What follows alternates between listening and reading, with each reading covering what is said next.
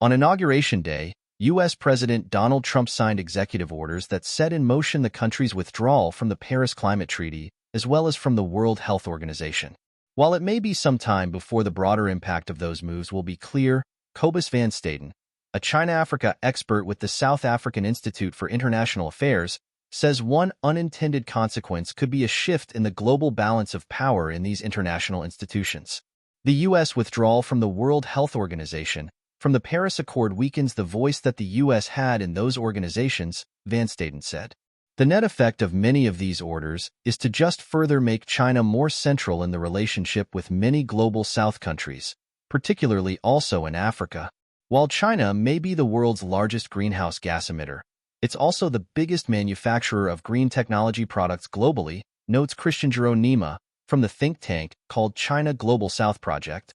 When the U.S. withdraws from the Paris Accords, China can rightfully put forward its narrative of being the green technology champion, Nima said. During a news conference on Tuesday, Chinese Foreign Ministry spokesman Guo Jiaquan voiced concern about Trump's decision on the Paris Climate Agreement. Climate change is a common challenge facing mankind. No country can stay out of it. No country can be immune to it. China's determination and actions to actively respond to climate change will be consistent, Guo said. Jane Kaseya, Africa CDC Director General, told Newsroom Africa on Tuesday that the withdrawal could curtail services for people in Africa. My interest is the health of African people, and the U.S. is the main partner that we have in Africa, and the U.S. is providing a large spectrum of services to African people, Kaseya said. And I think it's time for us to understand the decision that is made and to see how we can overcome this challenge for African people. At the same time, Kaseya says he sees opportunities with the new administration to create, as he puts it, a win-win for all of us. Nima of the China Global South Project said the U.S. withdrawal from the World Health Organization, which will take a year, could help position China as a leader in global health. When it comes to health cooperation, we can also see how much China's expanding its own influence in Africa with different medical cooperation it has with different countries, Nima said.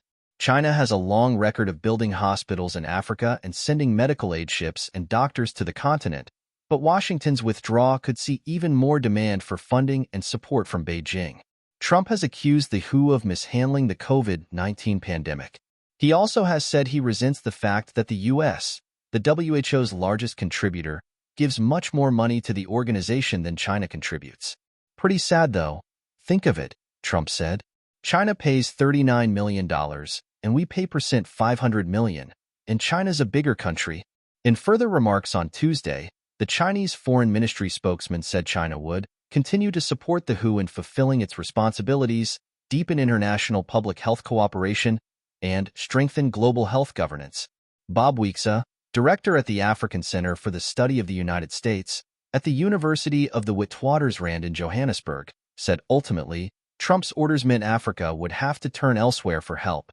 African countries will now eventually have to figure out how to raise their own internal resources for matters to do with help, and if not, kind of rely on Europeans and the Chinese and Indians, Weeksa said. Last month, the U.S. announced more than $1 billion in humanitarian assistance to African countries. But Weeksa said with the U.S. pulling out of the WHO, relying less on the U.S. is a lesson that African countries already learned during Trump's first term in office.